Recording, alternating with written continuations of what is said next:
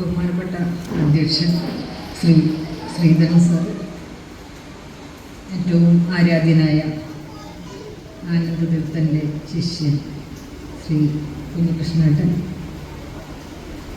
സ്വാഗതം ആശംസിച്ച വിജയൻ സാർ, മറ്റു വേദിയിലിരിക്കുന്ന വിശിഷ്ട വ്യക്തികൾ, പ്രിയ സുഹൃത്തുക്കളെ, കാലത്തിന് മുമ്പേ നടന്നവരാണ് സാമൂഹ്യ പരിഷ്കർത്താക്കൾ എന്ന് പറയും. അത് അന്വർത്ഥമാക്കുന്നതായിരുന്നു സ്വാമി ആനന്ദതീർത്ഥൻ്റെ ജീവിതം. പക്ഷെ ഇതുപോലെ ചരിത്രത്തിൽ നേരത്തെ ശ്രീധരൻ സാറ് സൂചിപ്പിച്ചതുപോലെ ഇത്രയധികം വിസ്മരിക്കപ്പെട്ട ഒരു സാമൂഹ്യ പരിഷ്കർത്താവില്ല എന്ന് തന്നെ പറയാം. നമ്മളെപ്പോഴും നവോത്ഥാന പ്രസ്ഥാനത്തെക്കുറിച്ച് പറയുമ്പോൾ, അല്ലെങ്കിൽ സാമൂഹ്യ പരിഷ്കരണ പ്രസ്ഥാനത്തെക്കുറിച്ച് പറയുമ്പോൾ നമ്മളെപ്പോഴും ഇത് ശ്രീനാരായണ ഗുരു എന്ന ഒരു കേന്ദ്രവും ഹിന്ദുവിൽ മാത്രം എത്തിച്ചു നിൽക്കും. പക്ഷേ ഇന്നിവിടെ ഇങ്ങനെ സ്വാമി ആനന്ദതീർത്ഥൻ്റെ പേരിൽ ഒരു കമ്മ്യൂണിറ്റി ഹാളുണ്ട്. അദ്ദേഹത്തിൻ്റെ ഒരു അനുസ്മരണം നടത്തുന്നു. അതിൽ ഇത്രയേറെ ആളുകൾ, പ്രത്യേകിച്ചും സ്ത്രീകൾ പങ്കെടുക്കുന്നു എന്ന് കാണുമ്പോൾ അതിയായ സന്തോഷമുണ്ട്. കാരണം ഏറ്റവും താഴെത്തട്ടിലുള്ള ജനങ്ങൾക്ക് വേണ്ടി ഇത്രയേറെ പോരാടിയ, അതിൽ നമുക്ക് അത്ഭുതം തോന്നും. അദ്ദേഹത്തിൻ്റെ ജീവിതത്തെക്കുറിച്ച് വായിക്കുമ്പോൾ ഞാൻ കുറച്ചൊക്കെ അതിലൊരു പഠനം നടത്തിയിട്ടുണ്ട്. അപ്പോൾ അത്രയും നമ്മളെ ഇപ്പോഴും അത്ഭുതം കുറിക്കുന്ന ഒരാളാണ് സ്വാമി ആനന്ദതീർത്ഥൻ്റെ പ്രവർത്തനങ്ങൾ. പണ്ടൊക്കെ എൻ്റെ അമ്മാവനൊക്കെ പറയുന്നത് കേട്ടിട്ടുണ്ട്, തല്ലുകൊള്ളി സ്വാമി എന്നാണ് പൊതുവെ ആളുകൾ വിളിക്കുക. അന്നൊന്നും അദ്ദേഹത്തിൻ്റെ മഹത്വം മനസ്സിലാക്കാനോ അദ്ദേഹം ചെയ്ത പ്രവൃത്തി എന്താണെന്ന് മനസ്സിലാക്കാനോ നമുക്കൊന്നും സാധിച്ചിരുന്നില്ല. പക്ഷെ അതൊക്കെ നമ്മളിപ്പോഴും മനസ്സിലാക്കുന്നത് കുഞ്ഞികൃഷ്ണൻ സാറിൻ്റെയൊക്കെ ഒരു ജീവിതം കണ്ടുകൊണ്ടാണ്. എനിക്ക് ഒരുപാട് പേരുണ്ട്. ഞാൻ ഒരു നാരായണി ടീച്ചറെ എപ്പോഴും ഓർമ്മിക്കാറുണ്ട്. അവിടെ പയ്യന്നൂർ ശ്രീനാരായണ വിദ്യാലയത്തിൽ പഠിച്ച് വലിയ ഹെഡ് മിസ്ട്രസ്സൊക്കെ ആയി റിട്ടയർ ചെയ്ത ടീച്ചർ. അങ്ങനെ ഒരുപാട് പേരുണ്ട്. നമ്മുടെ നാട്ടിൻ്റെ അടുത്ത് പിലിക്കോടിനടുത്തുള്ള കൃഷ്ണേട്ടനുണ്ട്. കൃഷ്ണേട്ടൻ ഇവിടെ എത്തിയിട്ടില്ല തോന്നുന്നു. ഇങ്ങനെ ഒരുപാട് പേര്. ഒരുപക്ഷെ സ്വാമി ആനന്ദതീർത്ഥൻ അവരുടെ ജീവിതത്തിലേക്ക് കടന്നു ചെന്നില്ലായിരുന്നുവെങ്കിൽ ചെളിക്കുണ്ടിലൊക്കെ ആണ്ടുപോകുമായിരുന്ന ഒരുപാട് പേരുടെ ജീവിതത്തെ കൈപിടിച്ചുയർത്തി എന്നതാണ് സ്വാമിജിയുടെ മഹത്വം. ജാതി ഒരു സാമൂഹ്യ യാഥാർത്ഥ്യമാണ്.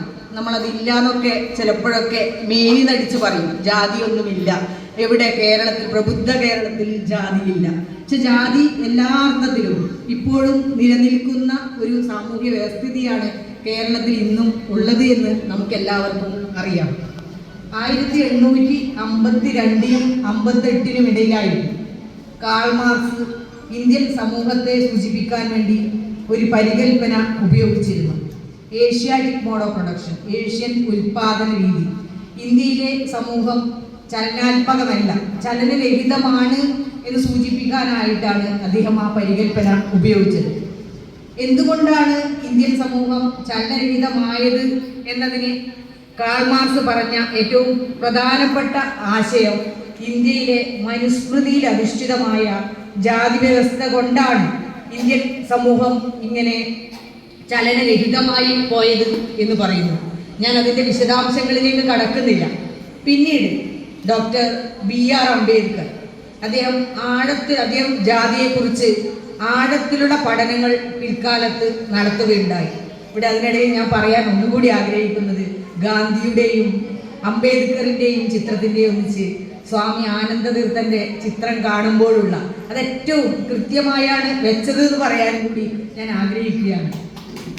അംബേദ്കറിൻ്റെ 1936 എഴുതിയ അനിഹിലേഷൻ ഓഫ് കാസ്റ്റ്, ജാതി നിർമൂലനം എന്ന ഗ്രന്ഥത്തിൽ അംബേദ്കർ പറയുന്നുണ്ട്, ജാതി എന്ന് പറഞ്ഞത് ഒരു അടച്ചു വയ്ക്കപ്പെട്ട വർഗമാണ്. Caste is an enclosed class. അതായത് അപരനെ അകത്ത് കയറാൻ അനുവദിക്കാത്ത ഒരു സാമൂഹ്യ സംവിധാനമാണ് ജാതി. ആ ജാതിയുടെ എല്ലാവിധ ക്രൗര്യങ്ങളും നിറഞ്ഞതായിരുന്നു കേരളീയ സമൂഹം. ഇന്നും അതിൻ്റെ ചില രൂപങ്ങൾ നമ്മുടെ സമൂഹത്തിൽ നിലനിൽക്കുന്നുണ്ട് എന്ന് നമുക്കറിയാം.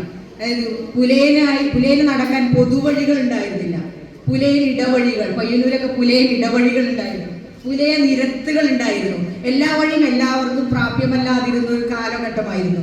അതിനെതിരെ, ഈ ജാതിക്കെതിരെ അതിശക്തമായിട്ട് പോരാടിയ ഒരു ജീവിതമായിരുന്നു സ്വാമി ആനന്ദതീർത്ഥൻ്റെത്. അത് എനിക്ക് തോന്നുന്നത് കുറച്ചുകൂടി കൃത്യമായിട്ട് മനസ്സിലാക്കണമെങ്കിൽ നമ്മൾ എന്തുകൊണ്ടാണ് ആനന്ദതീർത്ഥൻ നമ്മളെ ചരിത്രത്തിൽ ഇടം കിട്ടാതെ പോയത്? നമ്മുടെ പാഠപുസ്തകങ്ങളിലൊന്നും സ്വാമി ആനന്ദതീർത്ഥൻ നമ്മളൊന്നും പഠിക്കുന്ന കാലത്ത് അങ്ങനെ ഒരു പേര് പോലും ഞാൻ കേട്ടിരുന്നില്ല. എനിക്ക് തോന്നുന്നു നമ്മുടെ ഒരു കാലഘട്ടത്തിലൊന്നും ഇപ്പോഴാണ് കുറച്ചുകൂടി സ്വാമി ആനന്ദതീർത്ഥനെ കുറിച്ച് പാഠപുസ്തകങ്ങളൊക്കെ വരാൻ തുടങ്ങിയത്. പക്ഷെ നമ്മൾ ഗുരുവിനെ കുറിച്ച്, ശ്രീനാരായണ ഗുരുവിനെ കുറിച്ച് പഠിക്കാറുണ്ട്. മഹാത്മാ അയ്യങ്കാളിയെ കുറിച്ചും നമ്മൾ കുറച്ചൊക്കെ പഠിച്ചിട്ടുണ്ട്. പക്ഷെ സ്വാമി ആനന്ദതീർത്ഥൻ ചരിത്രത്തിൽ നിന്ന് പൂർണ്ണമായിട്ടും നിഷ്കാസിതനായിരുന്നു. എന്തുകൊണ്ടാണ് എന്ന് നോക്കുമ്പോൾ, അദ്ദേഹത്തിന്റെ പ്രവർത്തനം നോക്കുമ്പോഴാണ് നമ്മൾ, അല്ലെങ്കിൽ മലബാറിന്റെ ഒരു സാമൂഹ്യ രാഷ്ട്രീയ ചരിത്രം പരിശോധിച്ചാലാണ് നമുക്കതിന് ഉത്തരം കിട്ടുക. അദ്ദേഹം 1905 തലശ്ശേരിയിലെ ഒരു ഗൗഡ, നേരത്തെ സൂചിപ്പിച്ച പോലെ ഒരു ഗൗഡ സ്വാരസ്വത ബ്രാഹ്മണ കുടുംബത്തിലാണ് ജനിച്ചത്. അത് കേൾക്കുമ്പോൾ നമ്മുടെയൊക്കെ മനസ്സിലാക്കി അതിന്റെ സ്ഥാനം ഉയർന്നതായി. അതാണ് ജാതി എന്ന് പറയുന്നത്. ജാതി അംബേദ്കർ പറയുന്നുണ്ട്, മുകളിലോട്ട് പോകും തോറും ആഢ്യത്വവും താഴോട്ട് പോകും തോറും മ്ലേച്ഛത്വവുമുള്ള ഒരു സാമൂഹ്യ വ്യവസ്ഥയാണ് ജാതി. ബ്രാഹ്മണനാണെന്ന് കേൾക്കുമ്പോൾ നമ്മുടെ മനസ്സിലൊക്കെ ഒരു വലിയ കുഴപ്പമില്ല, നല്ലതാണ്. നായരാണെങ്കിലും കുഴപ്പമില്ല. അതിന് താഴെ വരുന്നതോറും നമ്മൾ ഏറ്റവും താഴെ പുലയൻ അല്ലെ പറയെന്ന് പറയുമ്പോഴേക്കും നമ്മൾ അവനവന്റെ സ്വഭാവം കാണിക്കും. അങ്ങനെയാണ് നമ്മൾ ജാതി എപ്പോഴും വിലയിരുത്തി. ഇപ്പോഴും അത് വലിയ മാറ്റമൊന്നും വന്നിട്ടില്ല. അപ്പോൾ സ്വാമി ആനന്ദതീർത്ഥന്റെ ഒരു കുടുംബ പശ്ചാത്തലം നോക്കുകയാണെങ്കിൽ, അദ്ദേഹത്തിന്റെ അച്ഛനൊക്കെ രാമചന്ദ്ര ഷേണായൊക്കെ അന്ന് മദ്രാശി ഗവൺമെന്റ് വലിയ സർവീസിലിരിക്കുകയാണ്. അദ്ദേഹത്തിന്റെ സഹോദരന്മാരൊക്കെ വലിയ ഗവൺമെന്റ് സർവീസിലാണ്. അദ്ദേഹത്തിന് വലിയ ജോലിയൊക്കെ കിട്ടും. അദ്ദേഹം ബ്രണ്ണൻ സ്കൂളിൽ പഠിക്കുന്നു. അവിടുന്ന് സ്കൂൾ പഠനം കഴിഞ്ഞതിന് മലബാർ കലക്ടർ ഒരു ഗ്രീക്ക് മെമ്മോറിയൽ സ്കോളർഷിപ്പ് കിട്ടുന്നു. അങ്ങനെ വളരെ ബുദ്ധിമാനായ വിദ്യാർത്ഥിയാണ്. അത് കഴിഞ്ഞ് ഇന്റർമീഡിയറ്റിനും ബ്രണ്ണൻ കോളേജിൽ പഠിക്കുന്നു. അത് കഴിഞ്ഞ് അദ്ദേഹം 1923 ഇവിടെ ജാതി കൊടുമ്പിരി കൊണ്ടിരിക്കുന്ന ഒരു കാലമാണ്. അപ്പോൾ 1923 അദ്ദേഹം മദ്രാസിലെ പ്രസിഡൻസി കോളേജിൽ BA ഓണേഴ്സിന് ഫിസിക്സിന് പഠിക്കാൻ ചേരുന്നു. അവിടുന്ന് 2ാം റാങ്കോടെ 26-ൽ 2ാം റാങ്കോടെ അദ്ദേഹം BA ഓണേഴ്സ് പാസ്സായി പുറത്തു വരുന്നു. 26-ൽ അതോടുകൂടി അദ്ദേഹം ദേശീയ പ്രസ്ഥാനത്തിന്റെ ഭാഗമാവുകയാണ്. ഈ ദേശീയ പ്രസ്ഥാനത്തിന്റെ ഭാഗമായി സി രാജഗോപാലാചാരി അന്നത്തെ പ്രധാനപ്പെട്ട നേതാവാണ് കോൺഗ്രസിന്റെ. അപ്പൊ സി രാജഗോപാലാചാര്യയുടെ നിർദ്ദേശപ്രകാരം അദ്ദേഹം പാലക്കാട് ശബരി ആശ്രമമുണ്ട്, ദളിത് വിദ്യാർത്ഥികൾക്കൊക്കെ വിദ്യാഭ്യാസം കൊടുക്കുന്ന ഒരു വിദ്യാലയമാണ്. DR കൃഷ്ണസ്വാമി സ്ഥാപിച്ചാണ്. അദ്ദേഹം അവിടേക്ക് ചെല്ലുന്ന അവിടുത്തെ പ്രവർത്തനങ്ങളിലൊക്കെ ഭാഗമാക്കാവുന്നു. 1927 അദ്ദേഹം ശ്രീനാരായണ ഗുരുവിനെ കോയമ്പത്തൂർ ചെന്ന് കാണുന്നു. അങ്ങനെ അദ്ദേഹത്തിന്റെ ഒരു ജീവിതം ദേശീയ പ്രസ്ഥാനമൊക്കെ ആയിട്ട് ബന്ധപ്പെട്ടിട്ട് പോകുകയാണ്. ഞാൻ അധികം ദീർഘിപ്പിച്ച് പറയുന്നില്ല, എനിക്ക് അരമണിക്കൂറാണ് സംസാരിക്കാനായിട്ട് തന്നിട്ടുള്ളത്. അപ്പോൾ ഞാൻ അത് കഴിഞ്ഞ് അദ്ദേഹം 28-ൽ അദ്ദേഹം ഇവിടുന്ന് ഗാന്ധിയുടെ സബർമതി ആശ്രമത്തിലേക്ക് തലശ്ശേരിയിൽ നിന്ന് കാൽനടയായിട്ട് യാത്ര ചെയ്യുന്നു. ഞാൻ പറഞ്ഞു വരുന്നത് അദ്ദേഹം ദേശീയ പ്രസ്ഥാനത്തിന്റെ ഭാഗമായിട്ട് തന്നെ പ്രവർത്തിക്കുകയാണ്. 1929 അദ്ദേഹം കേളപ്പൻ, കേരള ഗാന്ധി എന്നറിയപ്പെടുന്ന കേളപ്പൻ അധസ്ഥിത വിഭാഗത്തിൽപ്പെട്ട കുട്ടികൾക്ക് പഠിക്കാനായിട്ട് കൊയിലാണ്ടിക്കടുത്ത് ഒരു ശ്രദ്ധാനന്ദ വിദ്യാലയം, പാക്കനാർപുരത്ത് ശ്രദ്ധാനന്ദ വിദ്യാലയത്തിൽ ഇദ്ദേഹം കുറച്ചു കാലം അവിടെ പ്രവർത്തിക്കുന്നു. അത് കഴിഞ്ഞ് 1930 നമ്മുടെ ഉപ്പ് സത്യാഗ്രഹം നടന്ന സമയത്ത് രാജഗോപാലാചാര്യോട് ഒരുമിച്ച് അദ്ദേഹം വേദാരണ്യത്തിൽ ഉപ്പ് സത്യാഗ്രഹത്തിൽ പങ്കെടുക്കുന്നു. അദ്ദേഹത്തിന് 3 മാസം വെല്ലൂർ ജയിലിൽ കഴിയേണ്ടി വരുന്നു. അതൊക്കെ അതിനുശേഷമാണ് നിത്യമായുള്ള ഒരു സാമൂഹ്യ ജീവിതം ആരംഭിക്കുന്നത്. അതുവരെ ഇന്ത്യൻ ദേശീയ പ്രസ്ഥാനം ഗാന്ധിയുടെ ശക്തനായ അനുയായിയാണ്. അതിനൊരുപാട് അഭിപ്രായ വ്യത്യാസമുണ്ട്. ആ ശക്തനായ അനുയായിയായി ദേശീയ പ്രസ്ഥാനത്തിൽ ഉപ്പ് സത്യാഗ്രഹത്തിലൊക്കെ പങ്കെടുത്ത് അതിനുശേഷം അദ്ദേഹം തിരിച്ചു തലശ്ശേരിയിൽ 30-ൽ തന്നെ ജയിൽവാസമൊക്കെ കഴിഞ്ഞ് തിരിച്ചു വരുവാണ്. തിരിച്ചു വന്നിട്ട് അദ്ദേഹം അവിടെ ഒരു സത്യാഗ്രഹ ക്യാമ്പൊക്കെ സ്ഥാപിക്കുന്നു. പിന്നീട് ആ സമയത്താണ് ഗുരുവായൂർ സത്യാഗ്രഹത്തിന്റെ ക്യാമ്പയിനിങ്ങോ അതിന്റെ പ്രചാരണ പ്രവർത്തനങ്ങളൊക്കെ നടക്കുന്നത്. അപ്പോൾ 1931 തന്നെ AKGയുടെയും KKLന്റെയും ഒക്കെ നേതൃത്വത്തിൽ ഈ ഗുരുവായൂർ സത്യാഗ്രഹത്തിനെ കുറിച്ചുള്ള ഒരു പ്രചരണ ജാഥ നടക്കുന്നുണ്ട്. സുബ്രഹ്മണ്യത്തിന് മുമ്പൊക്കെ പങ്കെടുത്ത് ആ പ്രചരണ ജാഥയിൽ ആനന്ദതീർത്ഥൻ പങ്കാളിയാവുന്നുണ്ട്. അതിനിടയിൽ ഞാൻ ഒരു കാര്യം കൂടി പറയാനുള്ളത്, അദ്ദേഹം 1928 തന്നെ ഗുരുവിൽ നിന്ന് ദീക്ഷ സ്വീകരിക്കുന്നുണ്ട്. അങ്ങനെയാണ് അദ്ദേഹത്തിന് ശരിക്കുള്ള പേര് അനന്ത ഷേണായി എന്നായിരുന്നു. അങ്ങനെ ശ്രീനാരായണ ഗുരുവിൽ നിന്ന് സന്യാസം സ്വീകരിച്ചാണ് അദ്ദേഹം സ്വാമി ആനന്ദതീർത്ഥൻ എന്ന പേരിൽ അറിയപ്പെടാൻ തുടങ്ങിയത്. അപ്പം ഗുരു അദ്ദേഹത്തിന്റെ ആ മഹത്വം മനസ്സിലാക്കിയിട്ട് അദ്ദേഹത്തിനോട് പറയുന്നുണ്ട്, നിനക്ക് ഒരുപാട് കാര്യങ്ങൾ നിന്റെ മുന്നിൽ ചെയ്യാനുണ്ട്. ആ ഒരുപാട് കാര്യങ്ങളാണ് ശ്രീനാരായണ ഗുരു എന്ന ആ ക്രാന്തദർശി പറഞ്ഞ വാക്കുകളാണ് പിന്നീട് ആനന്ദതീർത്ഥൻ സ്വജീവിതത്തിലൂടെ പിന്നീട് പ്രാവർത്തികമാക്കിയതെന്നാണ് നമുക്ക് കാണാൻ സാധിക്കുക. അങ്ങനെ പിന്നീടുള്ള ഇദ്ദേഹത്തിന്റെ ജീവിതം 1931 ഈ 31 വേറൊരു വലിയൊരു സംഭവം ഉണ്ടായത്. നമ്മുടെ ശരിക്കും നമ്മളെ എപ്പോഴും ഓർമ്മിക്കേണ്ട ഒരു സംഭവമാണ് കണ്ടോത്ത് കുറുവടി എന്ന പേരിൽ അറിയപ്പെടുന്ന ഒരു സംഭവം. ജാതി എങ്ങനെയാണ് നമ്മുടെ സാമൂഹ്യ ജീവിതത്തിൽ പ്രതിഫലിക്കുന്നത് എന്നുള്ളതിൻ്റെ ഏറ്റവും പ്രധാനപ്പെട്ട ഉദാഹരണമാണ് ഈ കണ്ടോത്ത് കുറുവടി എന്ന സംഭവം. കണ്ടോത്ത് കുറുവടി എന്ന കണ്ടോത്ത് തീയരുടെ ഒരു കാവാണ്. നമ്മുടെ സാമൂഹ്യ ശ്രേണിയിൽ തീയർ അത്ര ഉയർന്ന ജാതിയല്ല. നമ്മൾ അങ്ങനെയാണ് പറയാം, ബ്രാഹ്മണര്, നായര്, പിന്നെ തീയരാണ്. പക്ഷെ തീയർക്ക് അവരുടെ താഴോട്ടുള്ളവരുടെ അവർ ജാതി പ്രകടിപ്പിക്കും. അതാണ് ജാതിയുടെ ഒരു പ്രശ്നം. അതാണ് അംബേദ്കർ പറയുന്നത്, താഴോട്ട് പോകുന്തോറുമാണ് നമ്മൾ ഏറ്റവും ഉയരത്തിലോട്ട് പോകുന്തോറും അതിനെ കുറച്ച് നന്നായിട്ട് നമ്മൾ കാണും.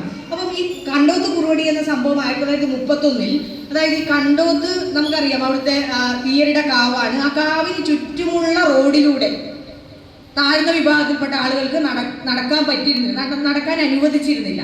അപ്പൊ AKGയുടെയും KA കേരളീയന്റെയും അന്നത്തെ ദേശീയ പ്രസ്ഥാനത്തിന്റെ പ്രധാനപ്പെട്ട നേതാക്കന്മാരാണ്. അവരുടെ നേതൃത്വത്തിൽ കുറച്ച് അധസ്ഥിത വിഭാഗത്തിൽപ്പെട്ട ആളുകളെയും കൊണ്ട് അതിലൂടെ ഒരു ജാഥ നടത്തുകയാണ്.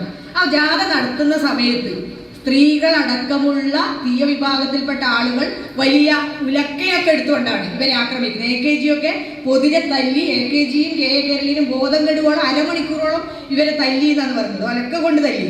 ആ ഒലക്ക കൊണ്ട് തല്ലി ഇവർ രണ്ടുപേരും മരിച്ചു എന്ന് മരിച്ചെന്ന് ഇവർ വിചാരിച്ചാണ് ഈ അക്രമികൾ സ്ഥലം വിട്ടു പോയത്. ഇതറിഞ്ഞ ആനന്ദതീർത്ഥൻ ഇവരെ കണ്ണൂർ ആശുപത്രിയിൽ, പയ്യന്നൂർ ആശുപത്രിയിൽ പ്രവേശിപ്പിക്കുന്നു. അവിടുന്ന് ആനന്ദതീർത്ഥൻ അവരെ ചെന്ന് കാണുകയാണ്. അപ്പൊ ഈ സ്വാമിയുടെ മനസ്സ് മാറ്റിയൊരു സംഭവമായിട്ടാണ് അതിനെക്കുറിച്ച് പറഞ്ഞത്, കണ്ടോത്ത് കുറുവടി എന്നുള്ളത്. കാരണം AKGയെ പോലുള്ള ഇത്രയും ജനകീയനായിട്ടുള്ള ഒരു നേതാവിനെയാണ് സ്ത്രീകളടക്കമുള്ള ആളുകൾ ആക്രമിച്ച് ഇത്രമാത്രം പരിക്കേൽപ്പിച്ചതെന്നുള്ളതാണ്. അതോടുകൂടിയാണ് അദ്ദേഹം ഈ പയ്യന്നൂർ എന്ന പ്രദേശത്തിന്റെ ജാതിയുടെ ഒരു ക്രൗര്യം ആനന്ദതീർത്ഥന് മനസ്സിലാവുന്നത്. പയ്യന്നൂരിന് വേറൊരു ചരിത്രം കൂടി ഉണ്ട് കേട്ടോ. പയ്യന്നൂരാണ് ഈ ബ്രാഹ്മണ അധിവാസങ്ങൾ ആദ്യം ആരംഭിച്ചത്. ഈ ബ്രാഹ്മണര് കർണാടകത്തിൽ നിന്നൊക്കെ വന്നിട്ട് ഞാൻ ചരിത്ര അധ്യാപികയായിട്ടാണ് ഇങ്ങനെ കുറച്ച് കാര്യങ്ങൾ പറയുന്നത്. ഈ ബ്രാഹ്മണര് വടക്കുന്ന് കർണാടകത്തിൽ നിന്നൊക്കെ വന്ന് അവർ അധിവാസം ആരംഭിച്ച ആദ്യത്തെ അധിവാസ കേന്ദ്രം എന്ന് പറയുന്നത് തളിപ്പറമ്പിനടുത്തുള്ള പെരിഞ്ചല്ലൂരാണ്. അതാണ് ഏറ്റവും ആദ്യത്തെ ബ്രാഹ്മണ ഗ്രാമമായിട്ട് കണക്കാക്കുന്നത്. അതിൻ്റെ ഒരു ഉപഗ്രാമമാണ് പയ്യന്നൂർ. ഈ സുബ്രഹ്മണ്യ സ്വാമി ക്ഷേത്രമൊക്കെ ഉൾപ്പെടുന്ന ഉപഗ്രാമമാണ്. അവിടെയാണ് ജാതിയുടെ എല്ലാ രൂപങ്ങളും, എല്ലാ ക്രൗര്യങ്ങളും ഉള്ള ഒരു പ്രദേശമാണ് പയ്യന്നൂർ. അതിൻ്റെ ഒരു തുടർച്ചയായിട്ടാണ് ഈ കണ്ടോത്ത് കുറുവടി പോലുള്ള സംഭവങ്ങളൊക്കെ ഉണ്ടാവുന്നത്. അപ്പൊ ആനന്ദതീർത്ഥൻ അദ്ദേഹത്തിന് ജാതിക്കെതിരെയുള്ള പോരാട്ടം തുടങ്ങാൻ അദ്ദേഹം തീരുമാനിക്കുകയും അങ്ങനെ അദ്ദേഹം 1931 നവംബർ 21 ഒരു ശ്രീനാരായണ വിദ്യാലയം പയ്യന്നൂർ ആരംഭിക്കാൻ തീരുമാനിക്കുകയും ചെയ്തു. അതിൻ്റെയൊക്കെ ഒരുപാട് കഥകളുണ്ട്. എവിടെയും അതിന് വാടക കെട്ടിടം അന്വേഷിച്ചിട്ട് പോലും കിട്ടുന്നില്ല, ആളുകൾ കൊടുക്കുന്നില്ല. കാരണം അധസ്ഥിത വിഭാഗത്തിൽപ്പെട്ട കുട്ടികളെ പഠിപ്പിക്കാൻ വേണ്ടിയിട്ടാണ്. അവർക്കൊന്നും പഠിക്കാൻ പാടില്ലല്ലോ, അവർക്ക് വഴി നടക്കാൻ പാടില്ല. വഴി നടക്കാൻ അവകാശമില്ലാത്ത ഒരു ജനതയെ എങ്ങനെ പഠിപ്പിക്കും? അതാണ്. അപ്പൊ അവരെ പഠിപ്പിക്കാൻ വേണ്ടി ഒരു സ്കൂളല്ല, ഒരു ഹോസ്റ്റലാണ് ശരിക്കും ശ്രീനാരായണ വിദ്യാലയം. അവിടെ അത് സ്ഥാപിക്കാൻ അദ്ദേഹം മെനക്കെട്ടപ്പോൾ വലിയ എതിർപ്പാണ്. യാഥാസ്ഥിതിക വിഭാഗത്തിന്റെ ഭാഗത്തു നിന്ന് വലിയ എതിർപ്പുകൾ ഇദ്ദേഹത്തിന് നേരിടേണ്ടി വന്നു. അവസാനം അദ്ദേഹം അവിടെ ഒരു ഭൂമി മേടിക്കാൻ ഇപ്പോഴുള്ള സ്ഥലത്ത് കൊക്കാണി ശരിയാണ് സ്ഥലത്തിന്റെ പേര് മൂരിക്കോവിൽ. അപ്പൊ മൂരിക്കോവിൽ ഭൂമി മേടിക്കാൻ വേണ്ടിയിട്ട് അദ്ദേഹം ശ്രമിച്ചപ്പോൾ ഭൂമി വിൽക്കാൻ തയ്യാറാകുന്നില്ല ആളുകൾ. കാരണം എന്ന് വെച്ചാൽ അധസ്ഥിത വിഭാഗത്തിലുള്ള കുട്ടികൾ താമസിച്ചാൽ ആ സ്ഥലം തന്നെ അയിത്താവുമല്ലോ. നിങ്ങൾ ആലോചിച്ച് നോക്കി എങ്ങനെയാണ് ജാതി എന്നുള്ളത്. അപ്പോൾ അങ്ങനെ ഒരു മുസ്ലിമിന്റെ പേരിലാണ്, ഇദ്ദേഹത്തിനോട് കുറച്ച് സൗഹൃദ ബന്ധമൊക്കെ ഉള്ള ഒരു മുസ്ലിമിന്റെ പേരിൽ ഇദ്ദേഹത്തിന്റെ കുടുംബസ്വത്ത്, സ്വാമി ആനന്ദതീർത്ഥന്റെ കുടുംബസ്വത്ത് വിറ്റ് കിട്ടിയ പണം കൊണ്ടാണ് ഈ സ്ഥലം വാങ്ങി അവിടെ കെട്ടിടം നിർമ്മിക്കുന്നത്. നമ്മളൊന്ന് ആലോചിച്ച് നോക്കേണ്ടതാണ്. നമ്മൾ വേറെ സംഭാവന കൊടുക്കാൻ തന്നെ നമുക്ക് പ്രയാസമുള്ള ഒരു കാലമാണ്. അപ്പോഴാണ് സ്വന്തം കുടുംബസ്വത്ത് വിറ്റ് കിട്ടിയ പണം കൊണ്ട് അധസ്ഥിത വിഭാഗത്തിൽപ്പെട്ട കുട്ടികൾക്ക് താമസിക്കാനായിട്ട് ഒരു വിദ്യാലയം സ്ഥാപിക്കുകയാണ് സ്വാമി ആനന്ദതീർത്ഥൻ. ഇത്ര തന്നെ മതി. പിന്നീട് അദ്ദേഹം ചെയ്യുന്ന ആദ്യം 5 കുട്ടികൾ വെച്ചിട്ടാണ് ആ വിദ്യാലയം ആരംഭിക്കുന്നത്. അവരാദ്യം ചെയ്യുന്നത് അതായത് അതിന് പരിസര പ്രദേശങ്ങളിൽ നിന്നുള്ള അധസ്ഥിത വിഭാഗത്തിൽപ്പെട്ട കുട്ടികളെ കണ്ടെത്തി അവരെ കൂട്ടിക്കൊണ്ടുവന്ന് അവരുടെ രക്ഷിതാക്കളുടെ സമ്മതത്തോടുകൂടി കൂട്ടിക്കൊണ്ടുവന്ന് അവിടെ താമസിപ്പിച്ച് തൊട്ടടുത്തുള്ള വിദ്യാലയങ്ങളിൽ പയ്യന്നൂര്, അന്നൂര് അങ്ങനെയുള്ള വിദ്യാലയങ്ങളിലും പഠിപ്പിക്കുകയാണ്. അപ്പൊ ഇദ്ദേഹത്തിന് ആദ്യം നേരിടേണ്ടി വരുന്ന പ്രതിസന്ധി എന്ന് പറഞ്ഞാൽ അടുത്തുള്ള സ്കൂളിലൊന്നും കുട്ടികളെ ചേർക്കൂല. അധസ്ഥിത വിഭാഗങ്ങൾപ്പെട്ട ഇത് പറയുന്നത് 31 കാലഘട്ടം. 31 എന്ന് പറയുന്നത് ഇന്നെത്തി.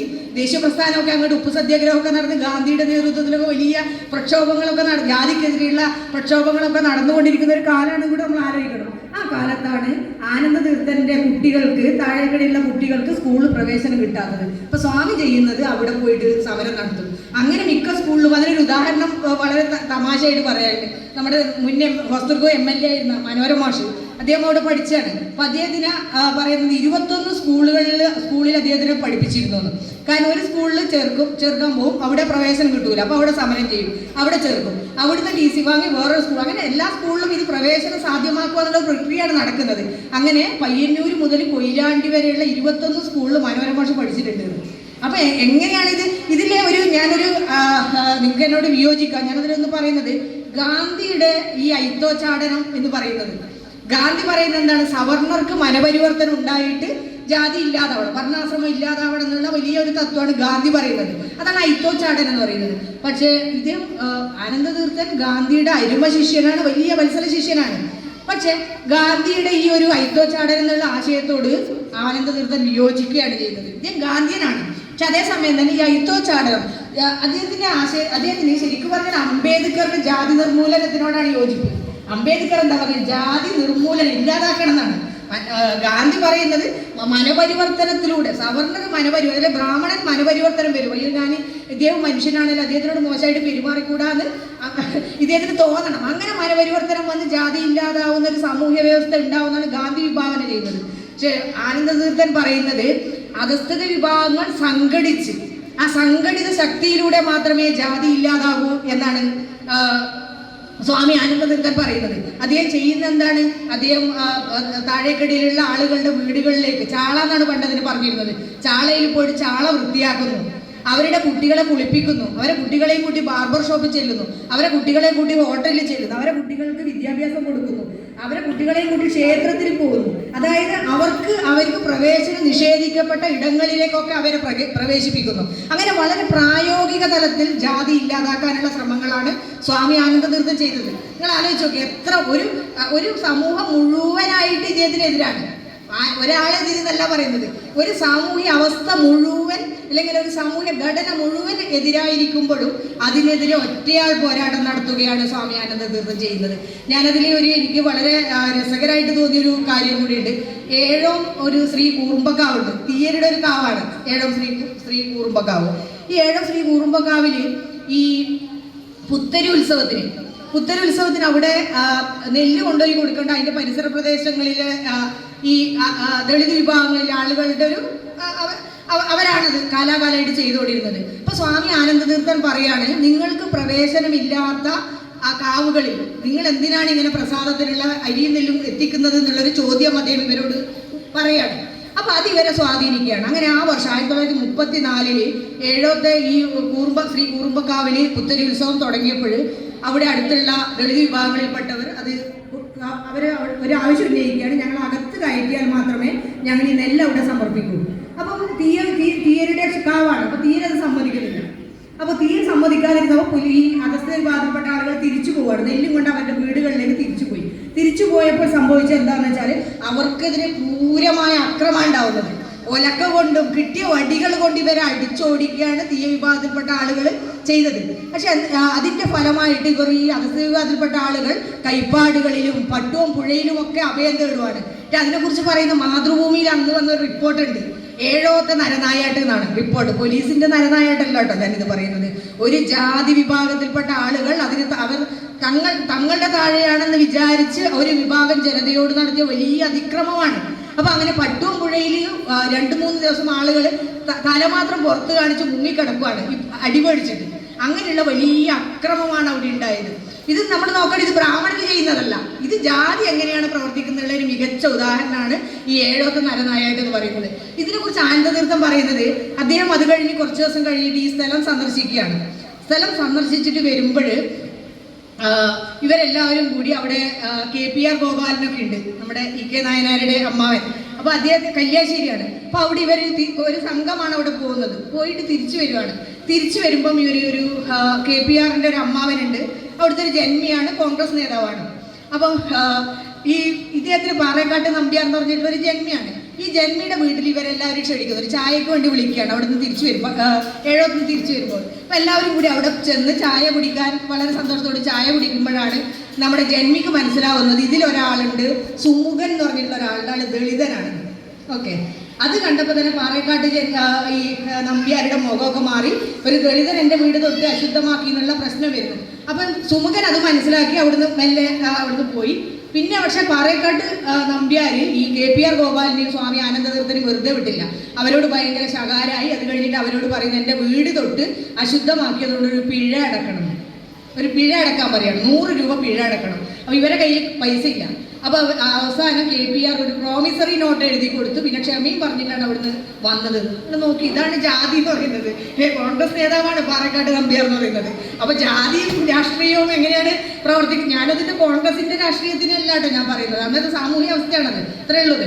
അപ്പം ആ രീതി. അപ്പം സ്വാമി ആനന്ദതീർത്ഥനെ അതിനെക്കുറിച്ചിട്ട് ഞാൻ നേരത്തെ സൂചിപ്പിച്ച നാരായണി ടീച്ചർ ഒരു ഓർമ്മക്കുറിപ്പ് കുഞ്ഞുഷ്ണനൊക്കെ അറിയാതെ പറയുന്നുണ്ട്. ഈ ഏഴോത്തുനിന്ന് തിരിച്ചു വരുന്ന വഴിയിൽ ഇദ്ദേഹം ചെയ്യുന്നതെന്ന് വെച്ചാൽ കാണുന്ന അധസ്ഥിതി ബാധിക്കപ്പെട്ട കുട്ടികളെയൊക്കെ അവരുടെ രക്ഷിതാക്കളുടെ സമ്മതത്തോടെ കൂടെ കൂട്ടുകയാണ്. അങ്ങനെ കുറേ ആൺകുട്ടികളെ ഒരു 5ഓളം പെൺകുട്ടികളെയും കൂടെ കൂട്ടി. അപ്പോൾ കുറേ കുട്ടികളെ തോളിൽ വെച്ച് കുറേ കുട്ടികളെ കൈ പിടിച്ചിട്ടൊക്കെ ഇങ്ങനെ നടന്ന് സ്വാമി വരുവാണ്.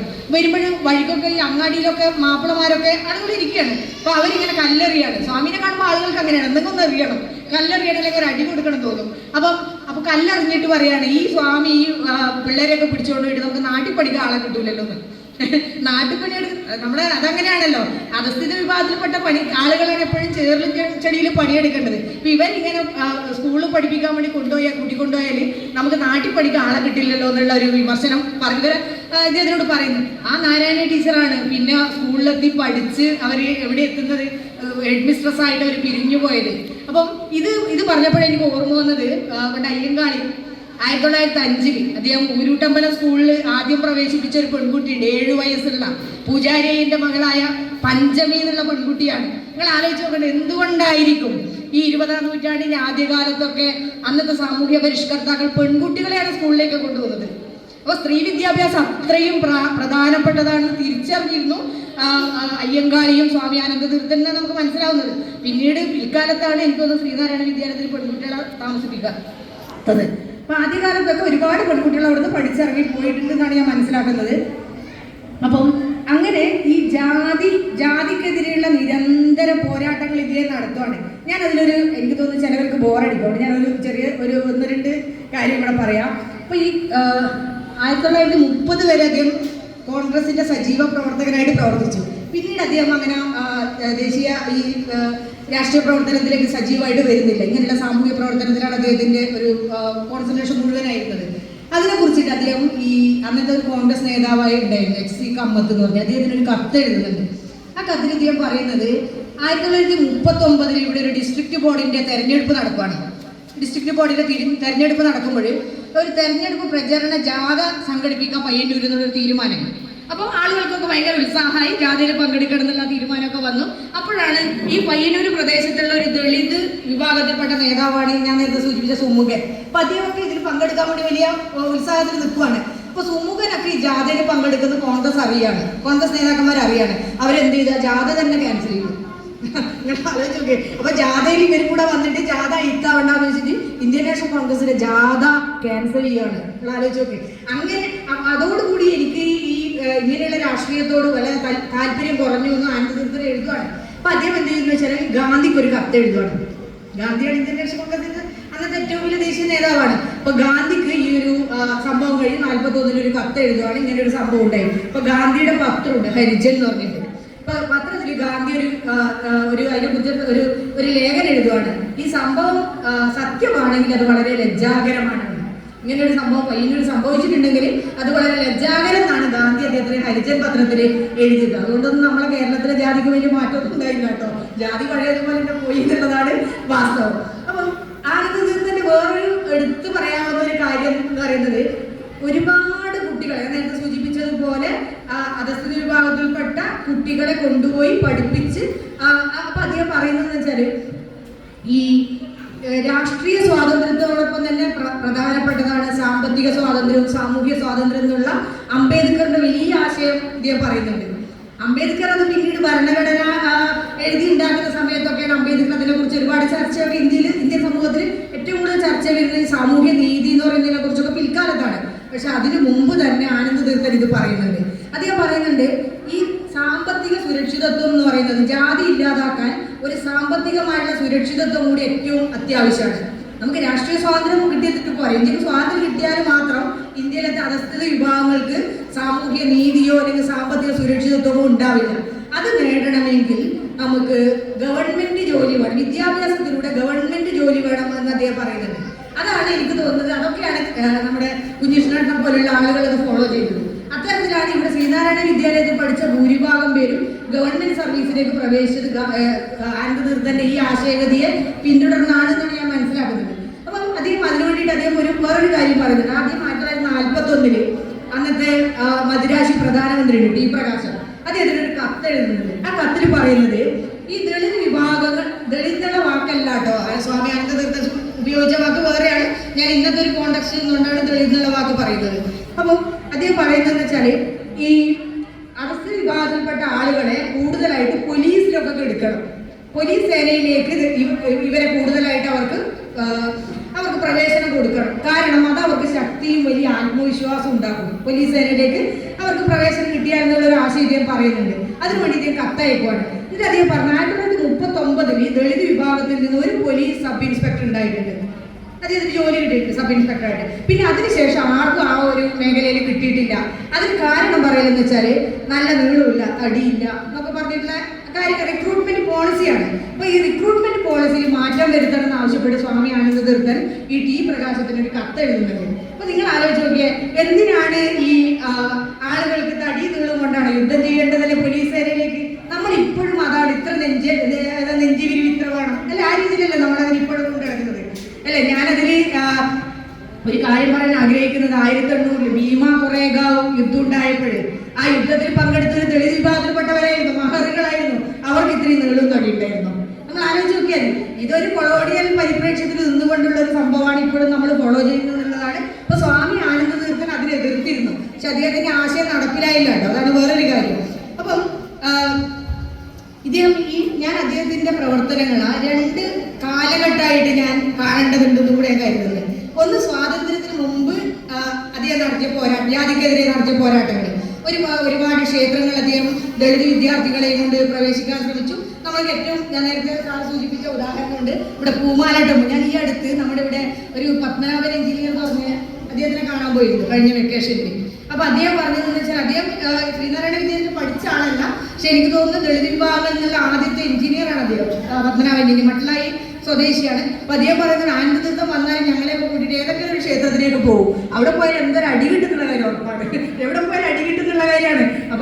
അപ്പം ഈ പൂമാല ക്ഷേത്രത്തിലൊക്കെ, കുട്ടമത്ത് പൂമാല ക്ഷേത്രത്തിലൊക്കെ ഇങ്ങനെ ദളിത് വിദ്യാർത്ഥി കുട്ടികളെയും കൊണ്ട് അവിടെ പ്രവേശിക്കുന്നു. അപ്പൊ അദ്ദേഹം അങ്ങനെ എല്ലാ ക്ഷേത്രങ്ങളിലും അദ്ദേഹം പ്രവേശിക്കുന്നുണ്ട്. അപ്പൊ നമ്മൾ എന്തിനാണ് ഈ ക്ഷേത്രത്തിൽ പോകുന്നത്? ഭക്തി കൊണ്ടാണ്? ഭക്തി കൊണ്ടല്ല. അദ്ദേഹം പറയുന്നത് അയിത്തം നിലനിൽക്കുന്ന ഏറ്റവും പ്രധാനപ്പെട്ട കേന്ദ്രം എന്ന് പറയുന്ന ക്ഷേത്രങ്ങളാണ്. അയിത്തം നിലനിൽക്കുന്ന ഏറ്റവും പ്രധാനപ്പെട്ട കേന്ദ്രം എന്ന് പറയുന്ന ക്ഷേത്രങ്ങളാണ്. അപ്പൊ അയിത്തം ഇല്ലാതാക്കാൻ വേണ്ടിയാണ് ഞാൻ അവിടെ ചെല്ലുന്നത്, അല്ലാണ്ട് ഭക്തി കൊണ്ടല്ല. ദൈവം സർവ്വവ്യാപിയാണ് എന്നാണ് ആനന്ദതീർത്ഥം പറയുന്നത്. അതിന്റെ ക്ഷേത്രത്തിൽ ഗാന്ധിയെ പോലെ തന്നെയാണ്, ഗാന്ധിയുടെ അരിമശിഷ്യനാണ്. ഗാന്ധി സനാതന ധർമ്മമൊക്കെ പറയുകയാണെങ്കിൽ ഗാന്ധി ഒരിക്കലും ക്ഷേത്രത്തിൽ പോയിരുന്നില്ല. അതുപോലെ തന്നെ സ്വാമി ആനന്ദതീർത്ഥനും ഭക്തി കൊണ്ടൊരിക്കലും ക്ഷേത്രത്തിൽ പോയിരുന്നില്ല. അത് നിരന്തരമായി ക്ഷേത്രങ്ങളിൽ പോയിരുന്നത് അവിടുത്തെ അയിത്തമില്ലാതെ, അയിത്തത്തിന്റെ കേന്ദ്രങ്ങളായ ക്ഷേത്രങ്ങളിൽ ചെന്ന് അയിത്തത്തെ നേരിട്ട് തോൽപ്പിക്കാനാണ് ആനന്ദതീർത്ഥൻ ക്ഷേത്രങ്ങളിൽ പോയിരുന്നത്. അങ്ങനെ പോയ ക്ഷേത്രങ്ങളിൽ നിന്നൊക്കെ ഇതിന് അടി കിട്ടുവാണ്.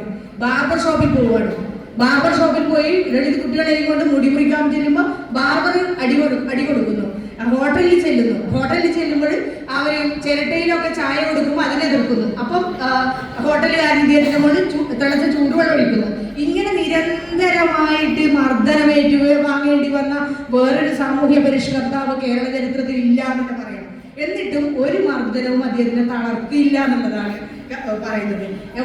വയനാട് വള്ളിയൂർക്കാവിലെ അടിമവേലക്കെതിരെ അദ്ദേഹം സമരം ചെയ്തു. എല്ലായിടത്തും ഞാൻ അതിന്റെ നിരവധിയായ ഉദാഹരണങ്ങളിലേക്ക് പോകുന്നില്ല. ഞാൻ പറയാൻ ശ്രമിക്കുന്നത് ഇതൊക്കെ സ്വാതന്ത്ര്യത്തിന് മുമ്പുള്ള കാര്യമാണെന്ന് പറഞ്ഞാൽ നമുക്ക് ആശ്വസിക്കാം. പോട്ടെ, സ്വാതന്ത്ര്യം കിട്ടുന്നതിന് മുന്നേ ഇവിടെ അടിമ ജീവിതവും ഒക്കെ ഉണ്ടായിരുന്നു എന്ന് പറഞ്ഞ് നമ്മൾ ആശ്വസിക്കും. സ്വാതന്ത്ര്യത്തിന് ശേഷവും 47 സ്വാതന്ത്ര്യം കിട്ടിയതിന് ശേഷവും അദ്ദേഹം നിരന്തരമായി ജാതി വിരുദ്ധ സമരങ്ങളിൽ ഏർപ്പെടുവാണ്. അതിന്റെ അർത്ഥം എന്താണ്? ഇവിടെ ജാതി അതേ ക്രൗര്യത്തോടു കൂടി നിലനിൽക്കുന്നുണ്ട് എന്നുള്ളതാണ്. അപ്പം അതിനൊരു ഉദാഹരണം, 1951 പാർലമെന്റ് ആദ്യത്തെ ലോക്സഭാ തെരഞ്ഞെടുപ്പ് നടപ്പാണ്. അന്ന് അദ്ദേഹം AKG നമ്മുടെ കണ്ണൂർ കാസർഗോഡ് ഉൾപ്പെടുന്ന ലോക്സഭാ മണ്ഡലത്തിൽ മത്സരിക്കുകയാണ്. അതിന്റെ തെരഞ്ഞെടുപ്പ് കമ്മിറ്റി ചെയർമാനായിട്ട് പ്രവർത്തിച്ചത് സ്വാമി ആനന്ദതീർത്ഥനായിരുന്നു. അപ്പൊ നിങ്ങൾ അതിന്റെ ഒരു കാര്യം മനസ്സിലാക്കേണ്ടത്, അദ്ദേഹം കോൺഗ്രസ് ഒരു ഭാഗത്ത് അദ്ദേഹം കോൺഗ്രസ്സുകാരനായിരുന്നു, മറുഭാഗത്ത് അദ്ദേഹം ഇടതുപക്ഷത്തോടും യോജിച്ച് പ്രവർത്തിച്ചിരുന്നു. പക്ഷെ ഒന്നിലും അദ്ദേഹം അതിനെയും മറികടന്നിട്ടുള്ള ജാതിവിരുദ്ധ പോരാട്ടങ്ങളിലാണ് അദ്ദേഹം ഏർപ്പെട്ടത്. ഏതെങ്കിലും ഒരു പ്രസ്ഥാനത്തിനോട് ചേർന്ന ആളായിരുന്നില്ല ആനന്ദതീർത്ഥൻ എന്നാണ് നമ്മൾ മനസ്സിലാക്കേണ്ടത്. അദ്ദേഹം ഗാന്ധി ഭക്തൻ തന്നെ വിശേഷിപ്പിക്കാവുന്ന, അതേസമയം തന്നെ ഗാന്ധിയോട് വിമർശനമുള്ള കോൺഗ്രസ്സുകാരനാണ്.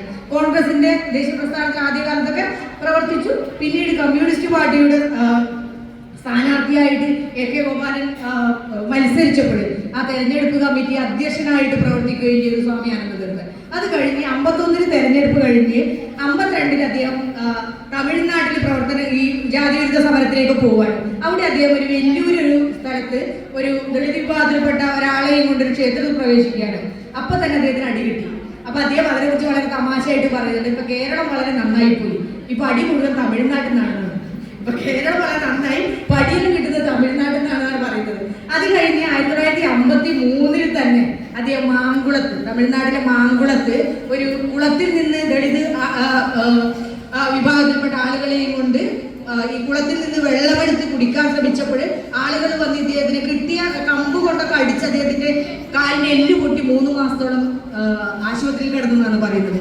അപ്പം അതിനെക്കുറിച്ച് ഞാൻ എപ്പോഴും ആ മാങ്കുളത്ത് ഇദ്ദേഹത്തിന് കിട്ടിയ മർദ്ദനത്തെ കുറിച്ചും അദ്ദേഹം നടന്ന സമരത്തിനെ കുറിച്ചും വായിച്ചപ്പോഴും ഞാൻ വിചാരിച്ചത് ബാബാ സാഹേബ് അംബേദ്കർ 1927 ചൗദാകുളത്തിൽ നിന്ന് വെള്ളമെടുത്തുകൊണ്ട് നടത്തിയ പ്രശസ്തമായ മഹത് സത്യാഗ്രഹത്തിനെ ഓർമ്മിപ്പിക്കുന്നതായിരുന്നു. പക്ഷെ അത് 1927 ഇദ്ദേഹം നടത്തുന്നത് 1953 സ്വാതന്ത്ര്യം കിട്ടി. ഇന്ത്യയിലെ പാർലമെന്റ് 1952 പാർലമെന്റ് നിലവിൽ വന്നു. ലോക്സഭയിലൊക്കെ തെരഞ്ഞെടുപ്പെല്ലാം കഴിഞ്ഞിരിക്കുന്ന ഒരു സമയത്ത് പോലും എത്രമാത്രം ജാതീയമായിരുന്നു ഇന്ത്യൻ സാമൂഹ്യ വ്യവസ്ഥ എന്നുള്ളതാണ് ഇത് കാണിക്കുന്നത്. പിന്നെ അതിനേക്കാളും അദ്ദേഹത്തിന് അടികിട്ടാത്ത സ്ഥലങ്ങളില്ലാട്ടോ. പിന്നെ അത് കഴിഞ്ഞ് അദ്ദേഹം ഞാനൊരു പ്രധാനപ്പെട്ട ഒന്ന് പറഞ്ഞു, 1971 കുറച്ചും കൂടി ഇങ്ങോട്ട് പറഞ്ഞാൽ 71 അദ്ദേഹം നമ്മുടെ കാസർഗോഡുള്ള അകനപ്പാടി ദുർഗാദേവി ക്ഷേത്രത്തിൽ കുറച്ച് ദളിത് കുട്ടികളെ കൊണ്ട് പോവുകയാണ്. അവിടെ പോയപ്പോൾ അദ്ദേഹത്തിന് പൊതിരെ അടി കിട്ടി. ആ അടിച്ചതിൽ ഒരു മനസ്സിലാക്കേണ്ട കാര്യം, ഇദ്ദേഹത്തിന് അടിച്ചത് മുഴുവൻ കോളേജ് വിദ്യാർത്ഥികളായിരുന്നു.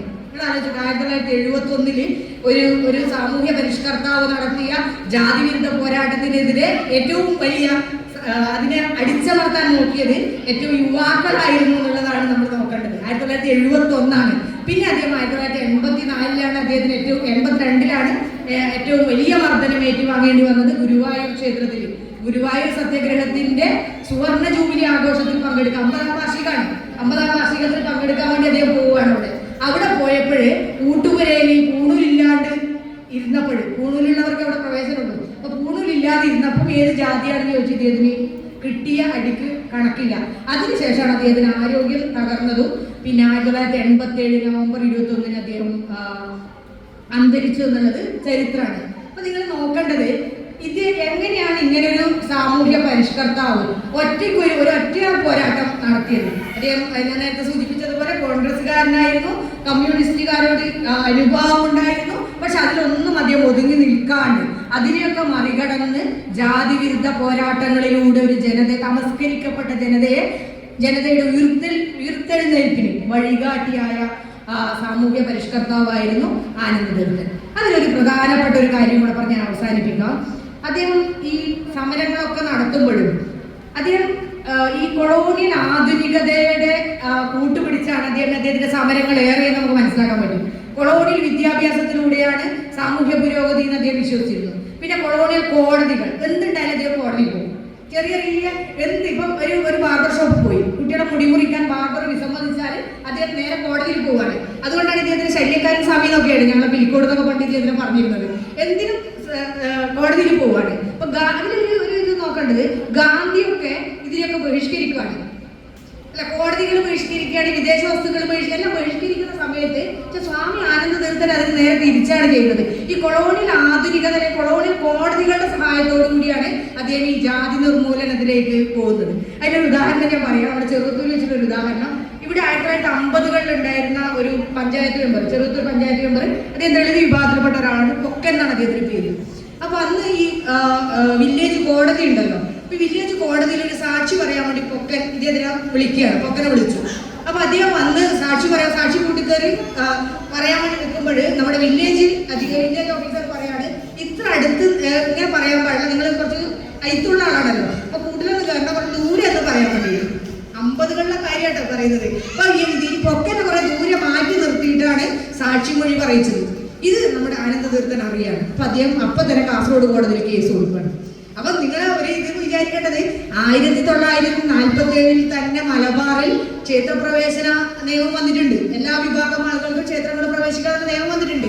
പിന്നെ 1947 വേറൊരു പ്രത്യേകതയുണ്ട്, ഹരിജന ദുരിത നിവാരണ നിയമം വന്നിട്ടുണ്ട്. ഹരിജനങ്ങൾക്കെതിരെ എല്ലാ അട്രോസിറ്റീസും തടയുന്ന നിയമം വന്നിട്ടുണ്ട് 47.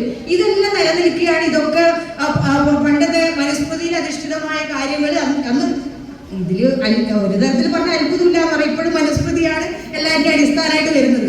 അപ്പം അത്തരത്തിലുള്ള ഒരു സാമൂഹ്യ വ്യവസ്ഥക്കെതിരെ നിരന്തരം പോരാടുക മാത്രമല്ല, എനിക്ക് നിങ്ങൾ നോക്കിയാൽ ശ്രീനാരായണ ഗുരു അയ്യങ്കാളി, വൈകലപ്പച്ചൻ, അങ്ങനെ ഒരുപാട് സാമൂഹ്യ പരിഷ്കർത്താക്കൾക്കൊന്നും അനുഭവിക്കേണ്ടി വന്നിട്ടില്ലാത്ത തരത്തിലുള്ള ദുരിതങ്ങൾ അനുഭവിച്ചതാണ് ഈ ജീവിതം എന്ന് പറയുന്നത് ശരിക്കും. അപ്പം അത് ഒരൊറ്റയാൾ പോരാട്ടം. ബാക്കി എല്ലാവർക്കും അതിന് പ്രസ്ഥാനങ്ങളുണ്ട്, എല്ലാവരെയും മുന്നോട്ട് അല്ലെങ്കിൽ അതിന് തുടർച്ചയായിട്ട് പ്രസ്ഥാനങ്ങളുണ്ട്. ആനന്ദതീർത്ഥന് അങ്ങനെയുള്ളൊരു പ്രസ്ഥാനമില്ല.